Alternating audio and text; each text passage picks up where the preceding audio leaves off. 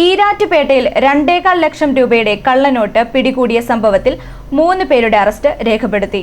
ഈരാറ്റുപേട്ട നടക്കൽ സ്വദേശികളായ അൻവർ ഷാ, ഫിറോസ്, അൽഷാം എന്നിവരാണ് അറസ്റ്റിലായത്. അൽഷാമിന്റെ വീട്ടിൽ നിന്നും 500 രൂപയുടെ 448 നോട്ടുകളും കണ്ടെടുത്തു. ഫിറോസ് ഫെഡറൽ ബാങ്കിന്റെ CDMൽ നിക്ഷേപിച്ച നോട്ടുകളാണ് കള്ളനോട്ട് വേട്ടയിലേക്ക് നയിച്ചത്. അൻവർ ഷായുടെ കയ്യിൽ നിന്നും വാങ്ങിയ 30,000 രൂപയുടെ നോട്ടുകളിലാണ് ഏതാനും കള്ളനോട്ട് ഉണ്ടായിരുന്നത്. ഇത് ശ്രദ്ധയിൽപ്പെട്ട ബാങ്ക് അധികൃതർ പോലീസിൽ പരാതി നൽകുകയായിരുന്നു.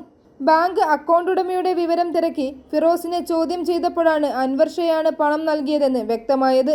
അൻവർ ഷായെ ചോദ്യം ചെയ്തപ്പോഴാണ് അൽഷാമിന്റെ പങ്ക് വ്യക്തമായത്. തുടർന്ന് പോലീസ് അൽഷാമിന്റെ വീട്ടിൽ നടത്തിയ പരിശോധനയിലാണ് കള്ളനോട്ടുകൾ കണ്ടെത്തിയത്.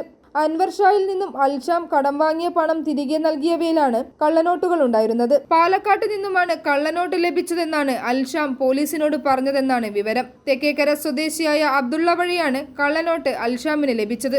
വാഗ്ദാനം ചെയ്തിരുന്ന പണം പൂർണ്ണമായും ലഭിക്കാതിരുന്നതിനെ തുടർന്ന് സുഹൃത്തായ നജീബിനെയും കൂട്ടി അൽഷാം പാലക്കാട്ടെത്തിയെങ്കിലും പണം ലഭിച്ചില്ല. തിരികെ വരും വഴി ഒല്ലൂരിൽ കള്ളനോട്ട് നൽകി പെട്രോൾ അടിച്ചിരുന്നു. ഈ സംഭവത്തിൽ കേസെടുത്തിരുന്നു. കള്ളനോട്ടിന് ഇടനിലക്കാരായ അബ്ദുള്ള ഒളിവിലാണെന്നാണ് സൂചന.